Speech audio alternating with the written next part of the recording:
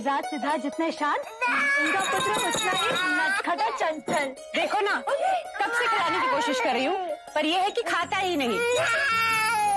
युवराज राहुल, क्या बात है? आज छोटा युवराज अपने दादी माँ के हाथ से खाना खा रहे। लौशिका, युवराज राहुल को लेकर बाहर जाओ।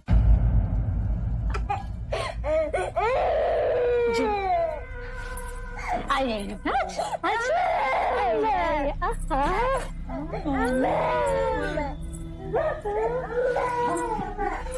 ऐसा क्या हो गया कि बच्चे के मुंह से निवाला छुड़ा दिया? महादेवी, विभावरी आपसे कुछ कहना चाह रही है। वो कहने का साहस जुटा नहीं पा रही थी, इसलिए मुझे साथ लेकर आई। ऐसा कौन सा संकट आन पड़ा? संकट तो कब का आ चुका है, बस हमारा ध्यान ही उस ओर नहीं गया। निसंकोच कहो। जब से यशोधरा सिद्धार्थ के जीवन में आई है, कुछ न कुछ अशुभ घटता ही जा रहा है। जब से सिद्धार्थ यशोधरा के स्नेह बंधन में बंधा है, तब से सिद्धार्थ और देवदत्त के बीच मन मुटाव हो गया है। दोनों के बीच यशोधरा को पाने के लिए मल्ल युद्ध तक हो गया। यशोधरा का रिश्ता जुड़ते ही कौशल नरेश प्रसन्नजीत के साथ युद्ध तक हो गया। विवाह को टालना पड़ा, यशोधरा की गोद भराई तक ना हो सकी। और आपने भी तो कोई प्रयत्न नहीं छोड़े।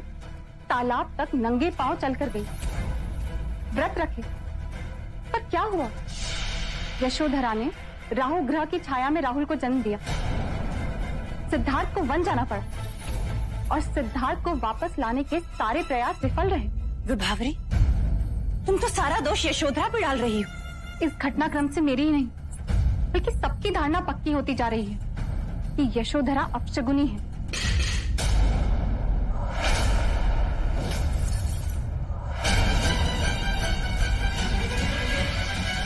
यशो, यशो!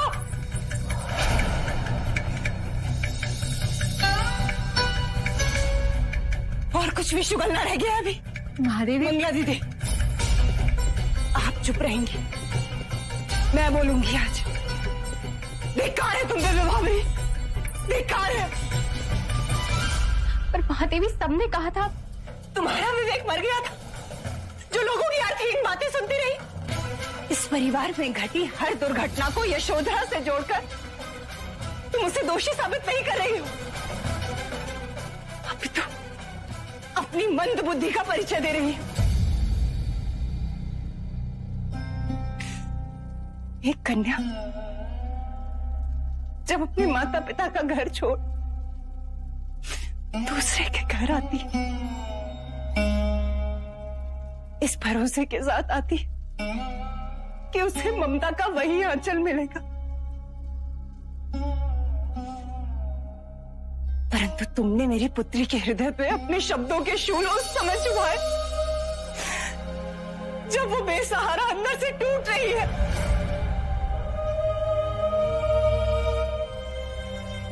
असित मुनि ने जब सिद्धार्थ के लिए भविष्यवाणी की,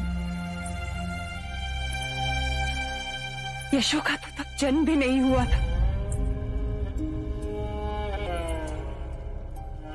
मेरे पुत्र के साथ वही हुआ जो वो अपने भाग्य में लिखा कर लाया था, परंतु जो हुआ सिद्धार्थ की स्वयं इच्छा से हुआ। धन्य है यशोधरा, जिसके कारण हमें कुछ और वर्ष सिद्धार्थ के साथ रहने को मिला। दीदी, ऐसी धारणा पूरे राजमहल में बनती जा रही है। मैंने तो केवल आपके सामने बात रखी है। दीदी, आपको छू कर कहती हूँ, यशोधरा के लिए मेरे मन में कोई मनमुटाव नहीं है। दीदी, आप तो मुझे क्षमा कर दीजिए। क्षमा उससे मांगो जिसकी तुम दोषी हो। यशो, यशो,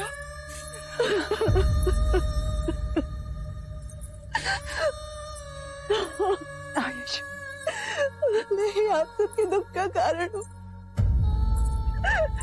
मैं ही अपशगनी हूँ जिसके कारण ये घटना घटी। मैं देवता चली जाऊंगी माँ। नहीं यशो, ना, इतनी बड़ी बात कहने से पहले ये भी नहीं सोचा कि तेरे माता पिता किसके सहारे जिएंगे। तू और राहुल ही तो हमारे टूटे हृदय का सहारा हो। तू भी हमसे मुंह मोड़ लेगी तो तड़प तड़प के मर जाएगी।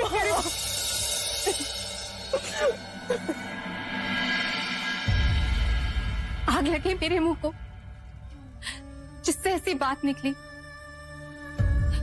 तू अपशगुनी नहीं, अपशगुनी तो वो है जो ऐसी व्यर्थ बातें करते हैं। तेरी छोटी काकी तुझसे क्षमा मांगने आई।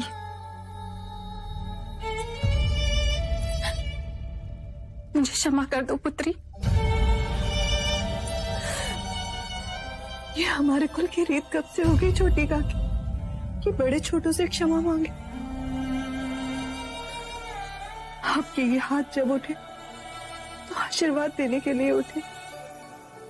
जब तक ये सृष्टि है पुत्री, तब तक तुम्हारा नाम इस जगत में त्याग और तपस्या का आदर्श रहेगा।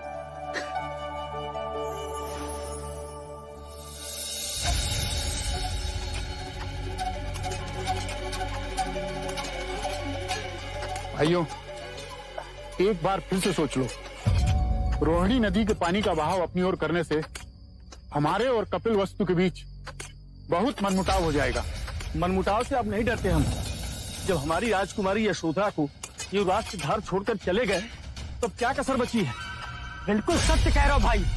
हमारी राजकुमारी का जीवन व्यर्थ करने के बाद तो कपिल वस्तु ने हमसे शत्रुता मोल ले ही ली है। शत्रुता का जवाब शत्रुता है। हमारी यशोधरा के धिक्कार की ईंट का जवाब हम ईंट पत्थर से देंगे। हाँ, ईंट का जवाब पत्थर से देंगे। ठीक है।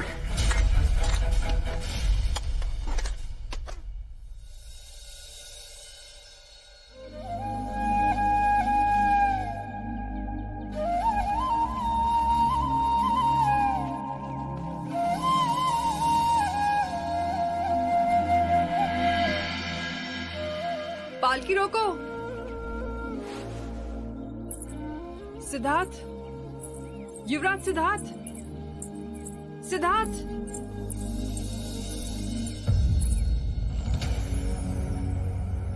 वही कद काठी, वही सौंदर्य। मैं जानती थी कि आप युवराज सिद्धार्थ ही हैं, परंतु आप यहाँ इस दशा में। भिक्षु जल के समान होता है देवी। नदी का बहाव जहां ले जाए वहीं बह जाता है। आप और दर दर के भिक्षु, असंभव। ऐसे मुंह न मोड़िए। क्या यशोधरा के कारण? मैं यशोधरा के लिए अच्छा पति ना बन सका, अपने माता पिता के लिए अच्छा पुत्र ना बन सका। पूर्ण दोष मेरा ही है। तो वैराग्य क्यों? सारा ऐश्वर्य छोड़। धनी हो या निर्धन, हर जीव के मन में मृत्यु के समीप विचार आते हैं कि हम कौन हैं, कहां से आते हैं और मृत्यु के पश्चात हम कहां जाते हैं। अब इसका उत्तर पाना मेरे लिए इस जीवन से भी अधिक महत्वपूर्ण हो गया है। आपसे निवेदन है, आप मेरे साथ मगध चलिए। महाराज बिंबिसार ने मुझे वहां एक महल दिया है। वहां साधना में आपको कोई बाधा न होगी और मुझे आपका सानिध्य भी मिल जाएगा। क्यों आप दूसरी बार मुझे ठुकरा रहे हैं? मैं वैशाली की नगर वधू, जिसके सामने बड़े बड़े महारथियों ने शीश झुका दिए। आपसे भीख मांग रही है। मेरे भिक्षा पात्र को यूं खाली ना छोड़े। मैं ना चल सकूंगा। तुम्हें मेरा सानिध्य नहीं, मुझे वशीभूत करना है। मैं वो हूं जिस पर सब मरते हैं, पर जब से आपको देखा और यशोधरा के प्रति आपका प्रेम, तब से मैं ईर्ष्या की आग में जलती रही हूं। आंख बंद करूं तब भी आपका सौम्य रूप मेरे मन में गूंजन करता है। धन एक नशा है, रूप भी एक नशा है। दोनों सर चढ़ते हैं, जब उतर जाता है तो हम स्वयं को एक गहरी खाई में पाते हैं। मैं आम्रपाली हूं। आम्र के कोमल पालव से तुम्हारा नाम पड़ा, जिसके नीचे तुम पाई गई थी। मैं आपको अपनी स्वर्ण कक्षिका में आमंत्रित कर रही हूं, जहां बड़े बड़े आने को तरसते हैं। जिसे मैं चाहूं वही आ सकता है। मैं उसकी शासक हूं। शासक या बंदी?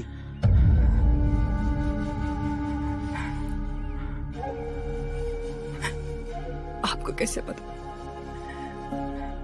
कि इस सुंदर शरीर के अंदर इतनी पीड़ा है? बिना जाने आपने मेरे दुख को पहचान लिया। मेरी मुक्ति का मार्ग आपका सानिध्य ही है।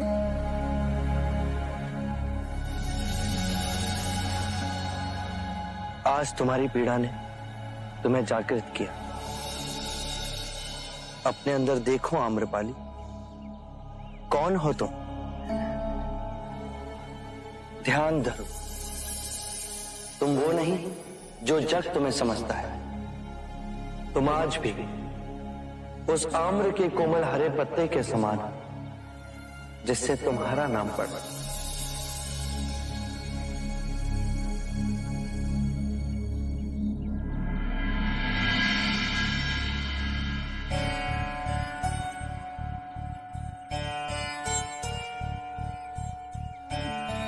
जिसने मन को वश में कर लिया, वो सबसे बड़ा महाबली।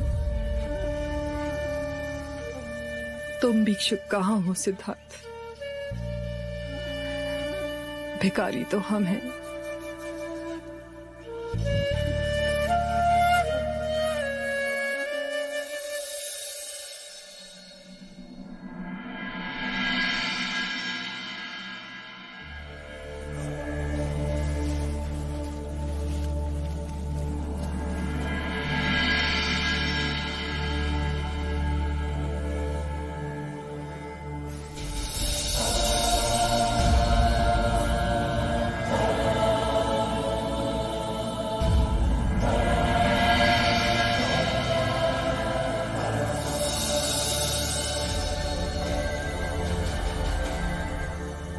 क्षण कब दिन बने, ऋतुएं कब बदल गई, वर्षा कब आई कब गई।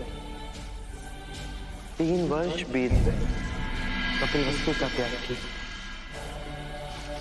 उस मुक्ति की साधना में, इस तपश्चर्या के पश्चात मैं अब भी परम सत्य से इतना दूर।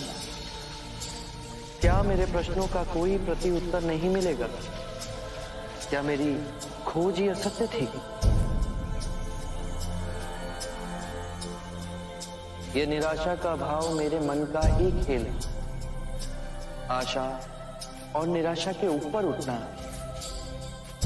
अंदर से लगता है जैसे कोई निधि है, बस उसकी कुंजी कहीं आसपास ही है।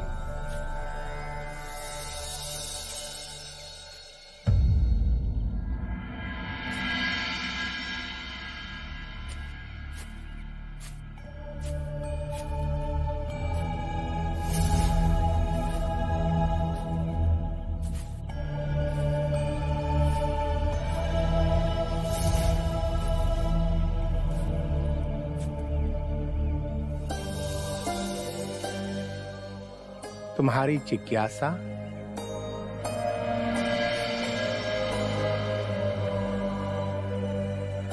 इस शरीर से मुक्त कैसे हुआ जाए? इस शरीर को सुखाओ, गलाओ, पिघलाओ, इसके सारे अहंकारों पर विजय पाओ। ये संभव है? क्षत्रिय हो, राजघराने के हो। आपने कैसे जाना? कंधों पर अब भी धनुष खींचने का चिन्ह है। हमारे परम गुरु भी तुम्हारी तरह राजकुल में जन्मे। 30 साल की आयु में उनमें वैराग्य जागा।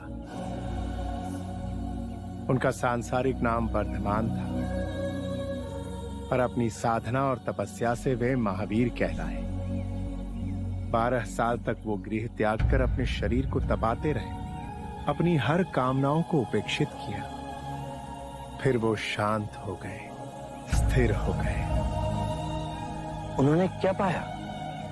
केवल जाना कि आत्मा शाश्वत है। समय का कोई भी बंधन उसे बांध नहीं सकता, पर उसके चारों ओर कर्म के कण उसे अस्थिर कर रहे हैं। कर्म के चक्र से आत्मा को मुक्त करना है। अहिंसा इतनी पूर्ण हो कि मन में अहिंसक विचारों का भी स्थान न रहे। सत्य का इतना गहन पालन हो कि कोई भी प्रलोभन सिर्फ शमशान की राख लगे। ना चोरी कर, किसी के अनुभव की भी नहीं, और ब्रह्मचर्य का पालन इतना कठोर हो कि कोई भी शरीर की इंद्रियों को जगा न सके। सुखा दो हर उस कामना को जो शरीर की इंद्रियों से जागृत होती हो। इतने स्थिर हो जाओ कि मोक्ष की कामना भी समाप्त हो जाए। नीति नीति नीति। सत्य ये नहीं, ये भी नहीं, वो भी नहीं। परम सत्य के मार्ग पे मैं पूर्व के सारे ज्ञानों को नकारात्मक करता रहा। मैंने सब मार्ग सहज ही चुने, परंतु ये मार्ग मुझसे अछूता ही रह गया। ये ज्ञान आपने मुझे दिया, परम धन्यवाद आपका। यदि लकड़ी गीली हो तो उसमें आग सहज नहीं लगती। सत्य का ये भूमि तपस्वियों की है। महावीर के तप ने मुझे एक नई दिशा का आह्वान दिया है।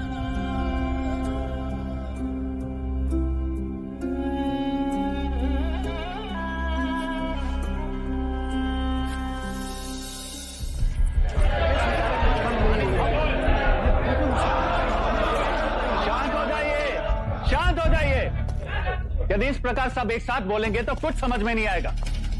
आप लोग अपनी अपनी समस्या एक एक करके बताइए। राजा द्रोणोदन, कोलियों के किसानों ने जगह जगह पर रोहिणी नदी का पानी अपने खेतों की ओर मोड़ दिया है। इससे हमारे किसानों को पानी नहीं मिल रहा है। उनके खेतों में खड़ी हुई फसल नष्ट होती जा रही है। अब यदि महाराज शुद्धोधन ने कोई ठोस निर्णय नहीं लिया तो कपिल वस्तु और कोलियों के बीच अवश्य युद्ध होगा। भाई भाई एक दूसरे के खून से खेत सींचे, क्या यही आपकी नीति है? मैं आप सबकी समस्या महाराज के सामने रखूंगा। समस्या तो उनके सामने हम भी रख सकते हैं, पर महाराज के दर्शन हो तब ना। और दर्शन होंगे कैसे? महाराज को तो जैसे राज्य की सुधि नहीं है। सुधि नहीं है बिल्कुल भी। मेरा एक सुझाव है, यदि महाराज शुद्धोधन पुत्र वियोग के कारण राज्य पर ध्यान नहीं दे पा रहे हैं तो राज्य का कार्यभार किसी और को सौंप देना चाहिए। उचित है, यही उचित है। सभा का अध्यक्ष किसी और को नियुक्त किया जाए। हाँ राजा द्रोणादन, इस सभा का अध्यक्ष आप क्यों नहीं बन जाते?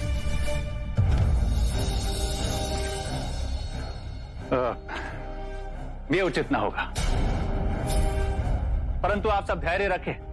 मैं महाराज से बात करूंगा और यदि उन्होंने अपनी स्वीकृति दे दी तो अगली शाख की सभा में हम नया अध्यक्ष चुन लेंगे। हाँ ये भी ठीक है। भी ठीक है। राहुल कहाँ गए? मैं नहीं छोड़ूंगा। इसे पकड़ लिया।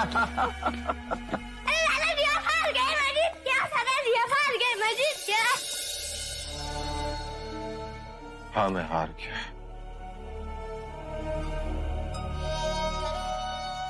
मैं हार गया।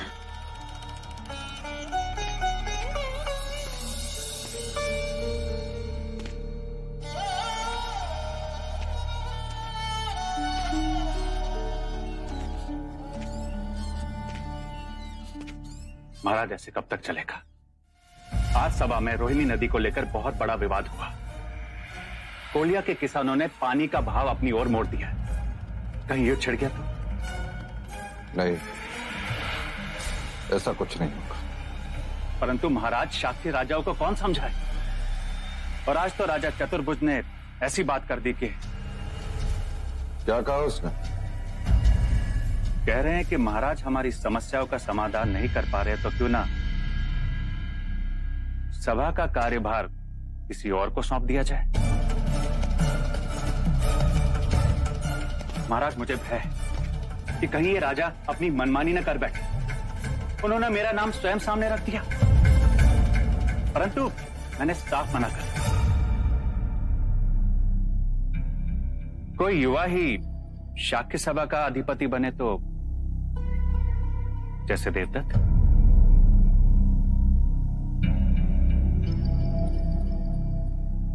मैं तुम्हारे प्रस्ताव पर विचार करूंगा। जी भाई महाराज।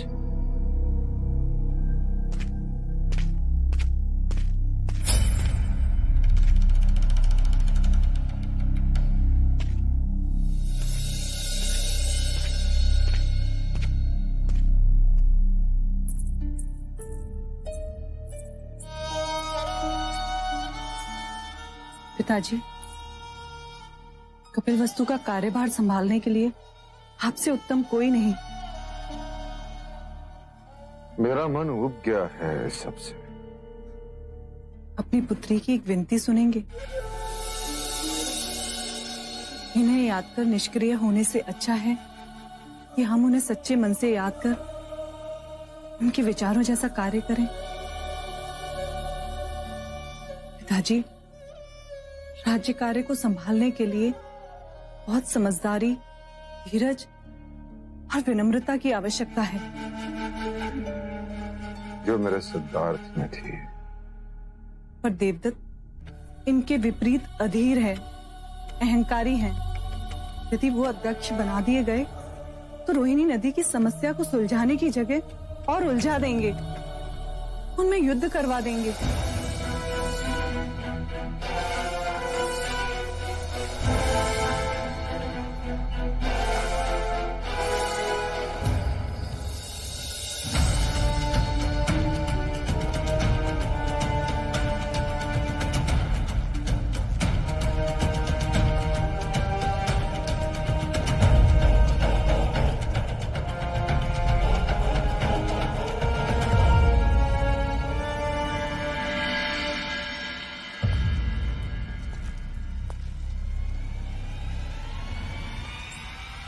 अब इस सिंहासन को ताकने का नहीं, उस पर बैठने का समय आ गया पुत्र।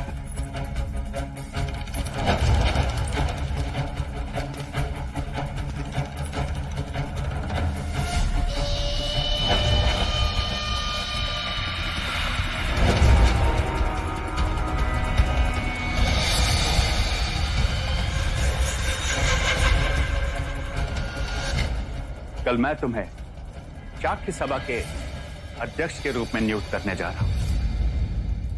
अगला कदम शाक्य देश के महाराज का है और ये सिंहासन तुम्हारा।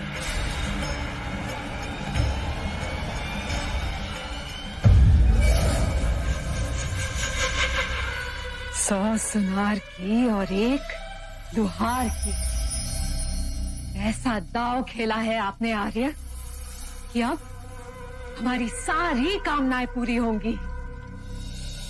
अब देखिएगा पिताजी, सबके मन से सिद्धार्थ की स्मृति को मिटा के रख दूंगा। अब चारों ओर मेरी ही जय जयकार होगी। जय जयकार। देव, पुत्र इतना ना भूलो, क्योंकि अब हमें पहले से अधिक सतर्क रहना होगा कि तुम्हारी जगह वो नंद ना ले ले। नंद? जब सिद्धार्थ को ही रास्ते से हटा दिया तो ये नंद क्या चीज है? मसल के रख दूंगा, मसल के।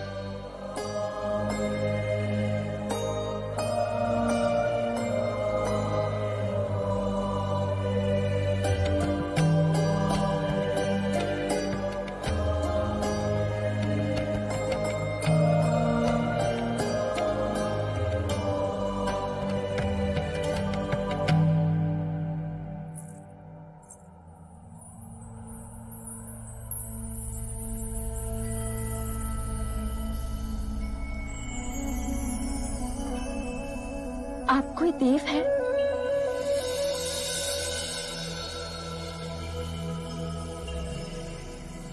केवल मनुष्य। पानी पिएंगे?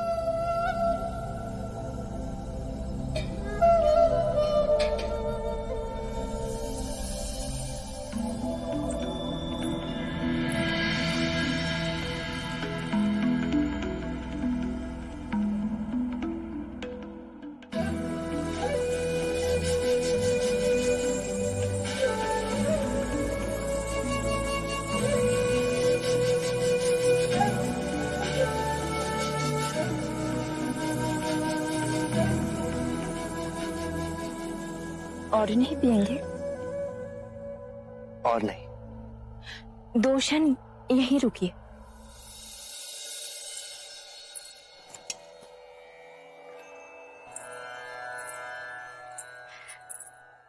मेरी पूजा का नैवेद्य। मैं तपस्वी हूं।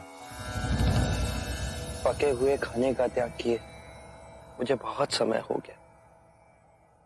मुझे क्षमा करें। फिर आप क्या खाते हैं? दिन में एक समय कंद, मूल, फल जो भी पेड़ से गिरा वही खाता हूं। जोगी बाबा का कोई नाम? सिद्धार्थ। सिद्धार्थ। वर्षों से देव की स्तुति की और आज उनके दर्शन हो गए।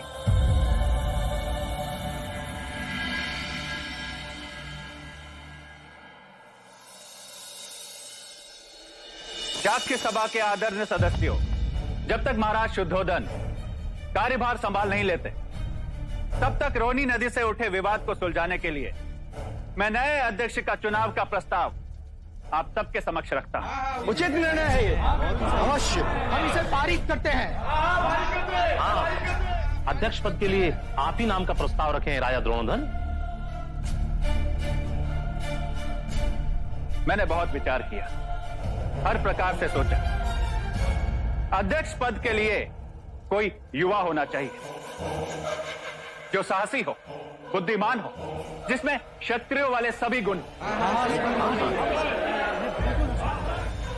और मुझे एक ही व्यक्ति सबसे योग्य लगा, कुमार देवदत्त। कुमार देवदत्त अच्छा प्रस्ताव है।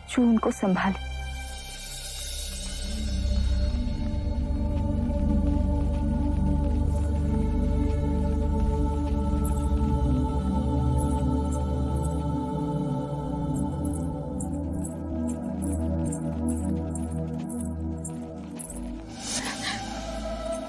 आप भी जोगी है?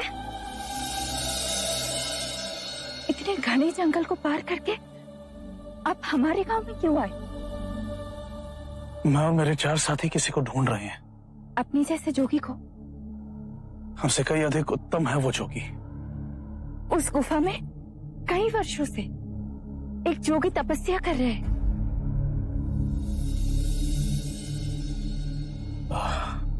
उस जोगी की आयु लगभग 30 बरस है। हाँ, लंबा कद, कमल के जैसे नेत्र, शांत, सुंदर। उनका नाम? सिद्धार्थ। वही दिव्य सिद्धार्थ जिसे ढूंढते हम जाने कहां भटक गए थे। आपका धन्यवाद। आपका भी धन्यवाद। मैंने अभी भगवान से मांगा कि उनकी देखरेख के लिए किसी को भेज दे, और देखो आप आ गए।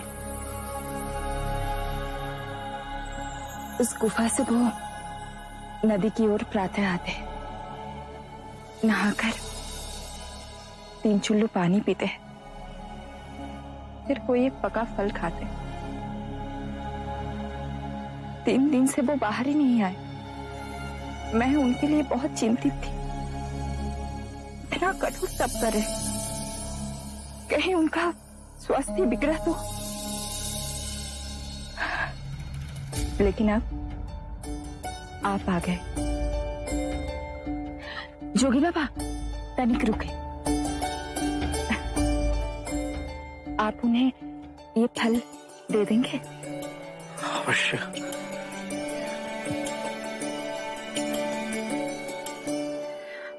आप उनका ध्यान रखेंगे ना? हम उनके शिष्य बनने आए हैं, उन पर कोई विपत्ति नहीं आने देंगे।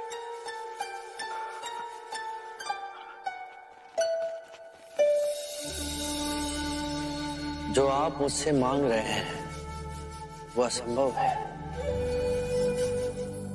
क्यों सिद्धार्थ? मेरा गुरु कह रहा है कि मैं उसे अपने शिष्य के रूप में स्वीकार करूं। ये हमारी यात्रा का 3रा चरण है सिद्धार्थ।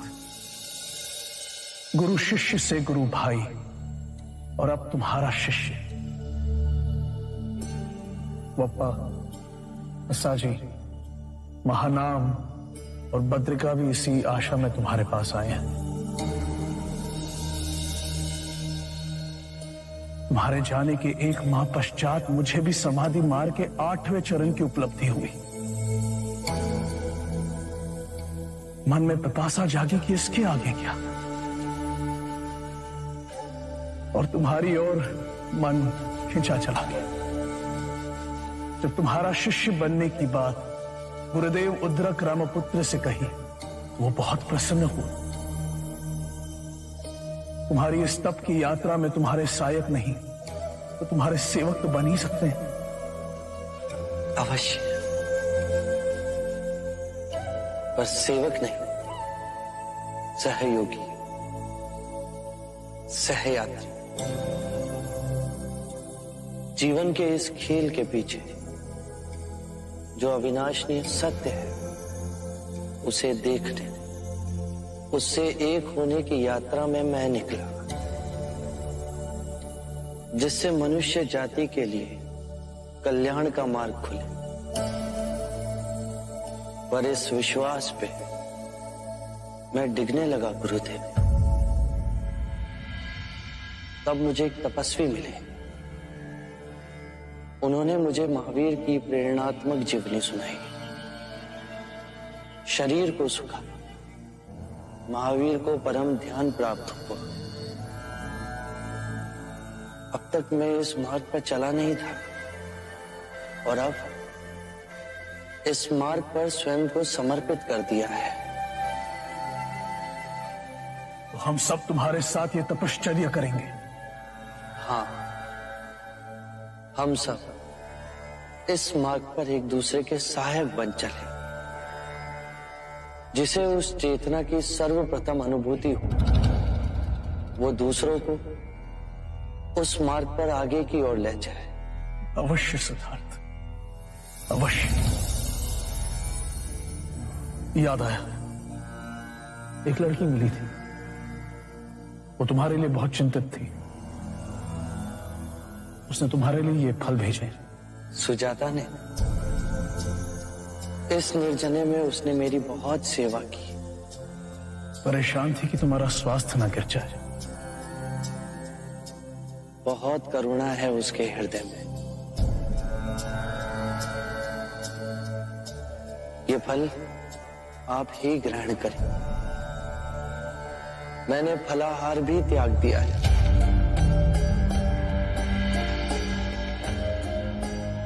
तो सिद्धार्थ, अब मैं केवल जल ग्रहण करता हूं।